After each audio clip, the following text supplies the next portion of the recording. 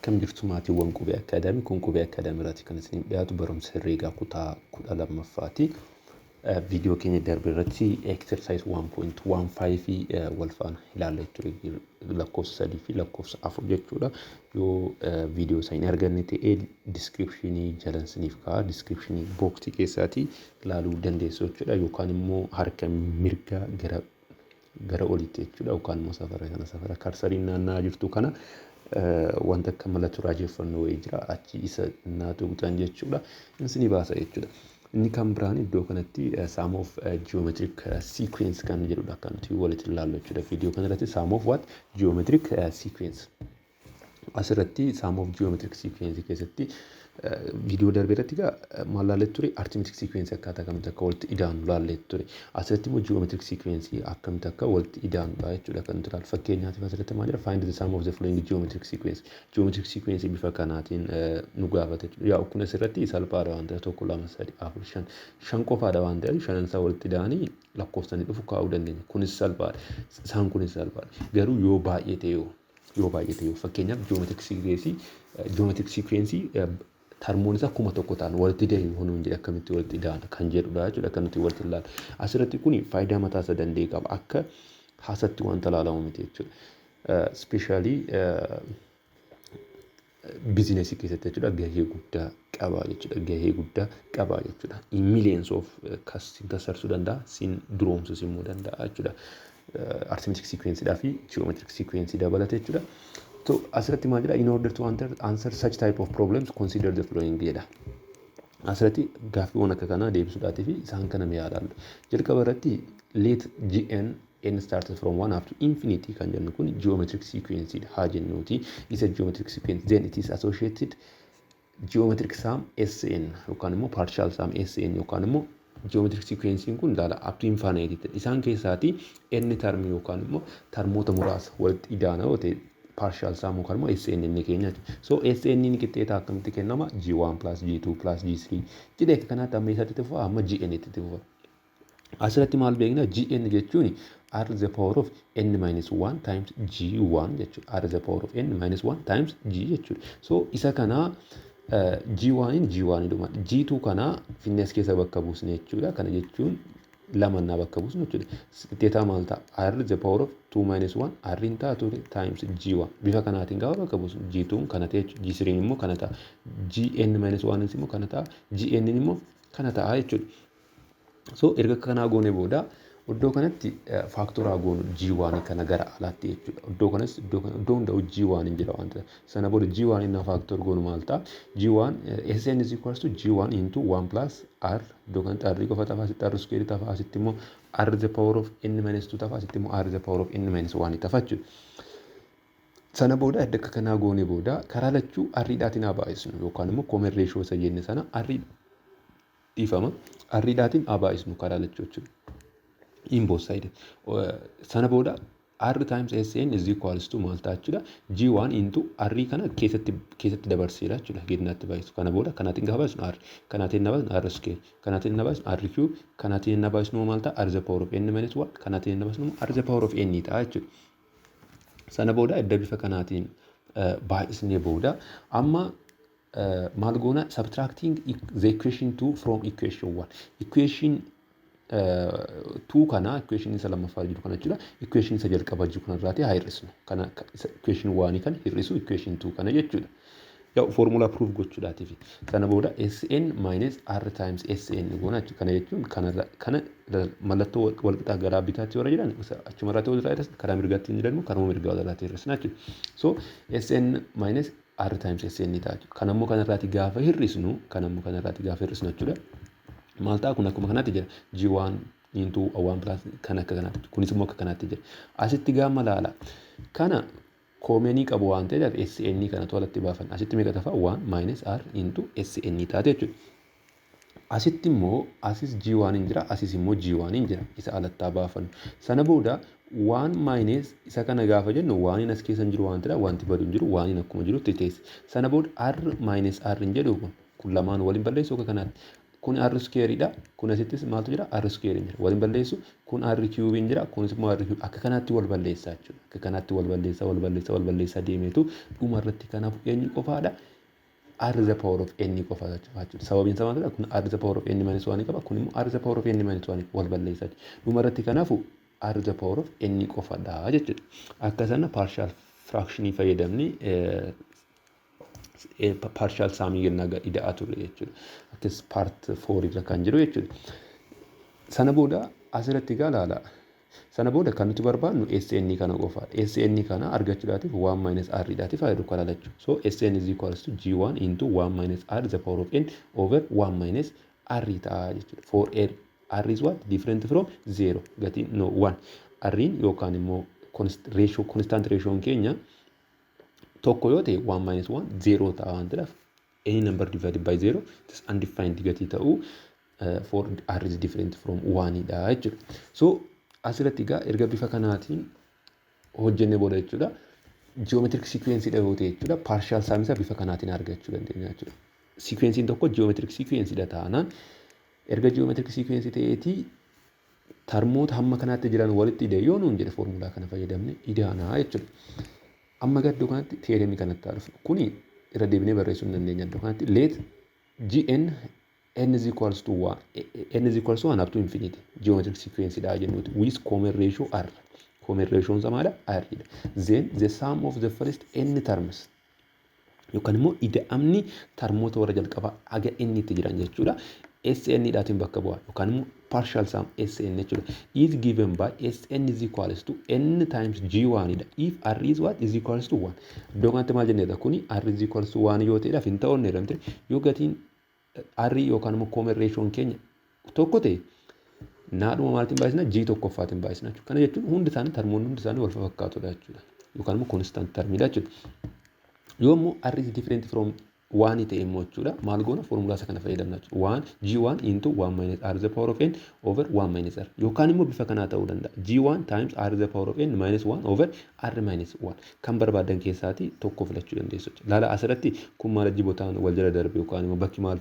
wal jala jijjiirame yoo jettanii laala irraasitis jalaritis wal faana jijjiirame R the power of n minus 1 dha kunis immoo R minus 1 ta'e laala botaan yookaan immoo bakki isaa wal faana dha kan inni jijjiirame jechuudha kanaafiyyuu kana fayyadamnee geometric sequence kamiyyuu partial sum isa yookaan immoo n term isa maal gochuu dandeenya jechuudha walitti ida'uun ni danda'ama jechuudha formulaan isa kamidha g1 times 1 minus r the power of n over 1 minus r dha jechuudha formulichi akka hin dagan akkuma arithmetic sequence keessatti SN qixxeetaa akka maal jennedha n divided by 2 into a1 plus an akkuma jenne sana jechuudha yookaan immoo n divided by 2 into 2a1 plus n minus 1 times d akkuma jenne sana jechuudha so geometric sequence dhaatiifis immoo formulaa isa kana fayyadamna jechuudha erga akkas jennee booda gaamma asirratti example 1 hin jira find the sum of the sequence in activity 1.7 using theorem and confirm the result yaw asirratti activity tokko tuqaa torba kan jalqabarra ture jechuudha no dogoggora natti fakkaata 1.7 jechuusaatti 1.6 dha kan inni iddoo kanatti kaasuu barbaade so kun asirratti geometric sequence dhaan jedhe amma gaa saamii isaa barbaaduudhaatiif G1 meeqadha asirratti G1 inni 2 dha so G1 is equals to what 2 inni kan biraani termoota meeqa qaba 1 2 3 4 5 gatiin inni meeqadha 5 dha sana booda R inni immoo meeqadha asirratti R is equals to R jechuun egaa common ratio dhaan jedhamte kana hiruu kana jechuun R is equals to 4 over 2 is equals to 8 over 4 is equals to 16 over 8 ምናምን jedhe akka kanatti ta'uu baatu ግዴታ meeqadha 2 R in keenyas 2 dha jechuudha erga kana arganne booda amma maal barbaanna S of 5 barbaanna jechuudha S of 5 jechuun egaa maal ta'anneerra SN akkamitti arganneerra arithmetic geometric sequence keessatti G1 into 1 minus R the power of n divided by 1 minus R dhaan miti sana booda gaa asirratti G1 in keenya meeqadha 2 times 1 minus R meeqadha 2 the power of n minus formulichi n qofa yaa sana booda to the power of 5 sana booda divided by 1 minus r ta'a jechuudha. Sana booda egaa 1 minus iddoon kun meeqa taati jechuudha? 2 taati jechuudha. 2. Sana booda 2 times 1 minus 2 the power of 5 jechuun meeqa jechuudha? 32 taati divided by negative 1. Sababiin isaa 1 minus 2 negative 1 waan taate jechuudha. Sana booda qixxeetaa meeqa ta'a jechuudha? 2 times 1 minus 32 immoo meeqadha? Negative 31 divided by negative 1 is equals to kun gaafa walitti baay'isnu meeqa ta'a? Negative 62 ta'a jechuudha. Divided by negative 1 negativeatiin gaafa badu 62 ta'a jechuudha. Kana bifa kanaatiin hojjechuu dandeenya. Biirra kan jirus lammaffaarra kan jirus bifuma kanaatiin hojjenna jechuudha. So iddoo kanatti 62 arganna jechuudha. Kana bifa kanaatiin hojjechuun ni danda'ama. Inni kan biraan iddoo kanatti maal nuun jedhe find the sum of the terms first to nth term of the geometric sequence. First term irraatii kaasni amma eenyaatti hamma nth termitti warra jiran saamii isaa argadhu. Asirratti kanaafiyyuu kan nuti barbaannu SN dha jechuudha. SN is equals to maal jennee irra? SN is equals to G1 into 1 minus R the power of n divided by 1 minus R dhaan. So asirratti G1 nu kenname. G1 keenya meeqadha? 3 times 1 minus R keenya meeqadha? 2 the power of n divided by 1 minus kun immoo meeqadha? 1 minus 2 qixxeetaa meeqadha? 3 times 1 minus 2 the power of n divided by negative 1 jechuudha. Kana jechuun immoo karaa biraatiin yaa'u kana yoo boota wajjala jijjiirre jechuudha. 3 times 2 the power of n minus 1 divided by 1 dha. So 3 times 2 the power of n minus 1 ta'a jechuudha iddoo kanatti. Kana bifa kanaatiin hojjechuu dandeenya. Biirra kan jirus kanumadha. Inni kan biraan iddoo kanatti find the geometric sequence. Given geometric sequence kun nu kennamedha. Find SN. SN akkanatti barbaadudha jechuudha asirratti. Sana booda G1 keenya qixxeetaa meeqadha? Tokko. Kana booda R barbaadudha jechuudha. R immoo meeqadha? 3 ta'a. Sana booda SN qixxeetaa meeqa ta'a jechuudha? G1 tokkodha waan ta'eef tokko barreessine dhiisne gatiin qabu. Sana booda R the power of n. R keenya meeqadha? 3 the power of n minus 1 divided by 3 minus 1. So is equals to 3 the power of n minus 1 divided by 2 ta'a jechuudha salphaadhumatti SN keenya. Kana bifa kanaatiin deemuun ni danda'a jechuudha. Inni kan biraan further on geometric sum of geometric sequence. Geometric sequence irratti further yookaan immoo deeply keessa gad seennee ilaalaa jechuudha. Iddoo kanatti the sum of the first 3 terms of geometric sequence is what? 7 nuun jedhe. Samiin geometric sequence meeqadha? 7dha nuun jedhe. And that of the fourth from 4th to 6 is what? 56. Geometric sequence tokkorraa kaasee amma sadiitti warra jedhani 7dha. Kana jechuun sum of G1 plus G2 plus G3 qixxeetaa meeqadha? 7dha. Inni kan biraan immoo 4irraa kaasee amma 6tti warra jedhan immoo meeqadha? 56. Kana jechuun G4 plus G5 plus G6 immoo qixxeetaa meeqadha? 56dha. Sana booda maal barbaadinu hin jedhe find the first term and the common ratio. Kana jechuun G1 and R barbaadiin hin jedhe jechuudha. Amma gaa asirratti kan nu kenname G1 plus G2 plus G3 7dha. G4 G5 G6 immoo nuttidha 56dha. Kan nuti gaafatamne immoo G1 fi R'dha. Akkamitti barbaannaa? Sana booda kana bifa R fi G1 tiin haa ibsinu. Kana jechuudha. Sana booda asirratti kun maal ta'a? G1 akkuma jirutti jira. G2 jechuun maal jechuudha? R times G1 jechuudha. G3 jechuun maal jechuudha? R square times G3 jechuudha miti no G1 jechuudha. Qixxeetaa meeqa ta'a? 7. Sana booda iddoo kana asitti jechuudha. Kun akka kanaatti nuuf haa ta'u. Sana booda kana immoo asitti bifa ammas kanatti immoo bifa G1 fi R dhaatiin haa ibsinu. Sana booda kun maal ta'a? R cube G1 plus kun immoo maal ta'a? G1 R the power of 4 ta'a plus R the power of 5 G1 ta'a. Qixxeetaa meeqadha? 56. Sana booda kana arganne booda asirratti kun R cube qaba. Otoo koomanii saalatti baafanne. R cube into G1 plus R times G1 plus R square times G1 hin ta'a ture kun qixxeetaa 56. Kan adda bifa kanaatti akkasitti barreeffannee booda asirratti maal qabna? G1 plus R times G1 plus R square times G1 jechuun maal jechuudha inni iddoo kan G1 plus R times G1 plus R square times G1 jechuun meeqa dhanneera? 7 dhanneera. So R cube into 7 is equals to what? 56 ta'a 56. Sana booda iddoo kanatti edda kana arganne booda maal ta'a jechuudha? 7 R cube is equals to 50 60 ta'a. So r cube is equals to torbaatiif gaafa irru kana lamaansaa meeqa arganna 8 arganna. Sana booda r is equals to kana cube root jedhannaa galchuun meeqa ta'a jechuudha. Pozitiiva 2 dhufaa jechuudha. Pozitiiva 2. Amma gatii r arganneera. Mi lama barbaadudha. G1 barbaadudha. G1 immoo gaafa barbaadnu maal jenneerraa kana dura G1 plus r times G1 plus r square times G1 qixxeetaa meeqa dhanneera iddoo kanatti. Iddoo kanatti jechuudha. 7 dhanneera. Yookaan immoo the sum of the first 3 terms are what 7 jedheera waan ta'eef is equals to 7. Sana booda G1 plus iddoo kanatti r meeqadha 2dha. 2 times G1 plus r iddoo kanatti immoo lama nagashin 4 ta'ure 4 G1 is equals to 7. Kun inni walitti dhaamu G1 plus 2G1 3G1 plus 4G1 7G1 is equals to 7. Sana booda G1 qixxeetaa meeqa jechuudha? 7 ta'a jechuudha. Kana bifa kanaatiin hojjennee G1 7 arganna. G1 keenya 7dha, R keenya immoo 2 ta'a jechuudha. Therefore the common ratio is 2 and the first term is what? 1 jennee deebisa kaa'uu ni dandeenya jechuudha. Qormaata intiransii irratti gaaffileewwan akkasitti kan baay'inaatiin dhufan jechuudha. Amma nu danda'ametti gaaffilee intiraansiis laaluudhaatiif ni yaalla. Inni kan biraanii exercise 1.17 kan jedhu jira. Exercise kana keessatti maaltu jira? The sum of the first 3 terms of geometric sequence is what? 9 nuun jedhe. And that of from 4 to 6 is what? Term is negative 18. Find the first term and the common ratio. Kunisuma amma wajjin wal fakkaata. Termoonni warri jalqabaa sadan inni walitti dhaamu meeqa dha? 9.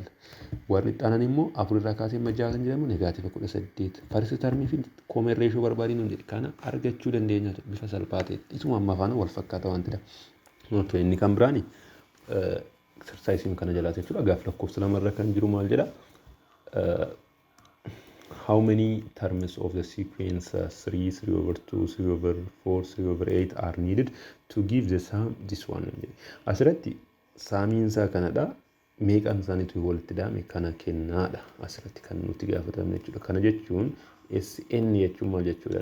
Kana dura G1 into 1 minus r the power of n divided by 1 minus r dha.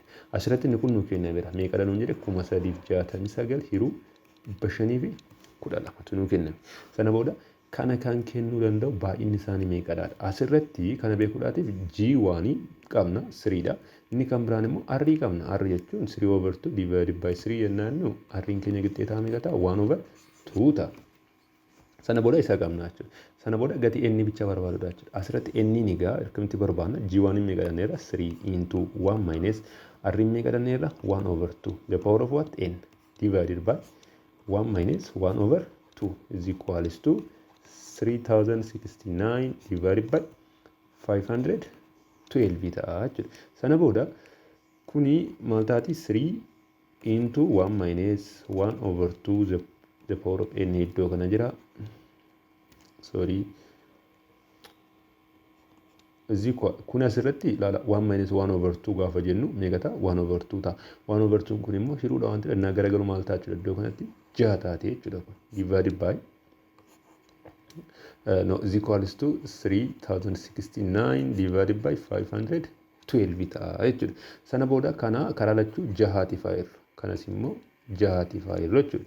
Kanana 6 fa'eerru kun akkasitti waliin balleessu maal ta'a? 1 minus 1/2 the power of n is equals to 369 divided by kana immoo 6 innaa baay'isnu meeqa ta'a? 372 ta'a. Sana booda kana achi dabarsinu kana immoo as dabarsinu. Kana jechuun maal taati iddoo kanatti barreeffannu? 1 minus 369 divided by 3072 is equals to 1/2 the power of n ta'a jechuudha. Sana booda kana walirraati hir'isnu yaa awwaaxaansa 372 ta'a. 372 yeroo kan 372 hir'isu 369 ta'a. Walitti meeqa taati? 3 taati. Qixxeetaa maala? 1/2 the power of n ta'a jechuudha. Kana gannaachi irraa barreessinu kana salphisnu 3dhaatiin tokko.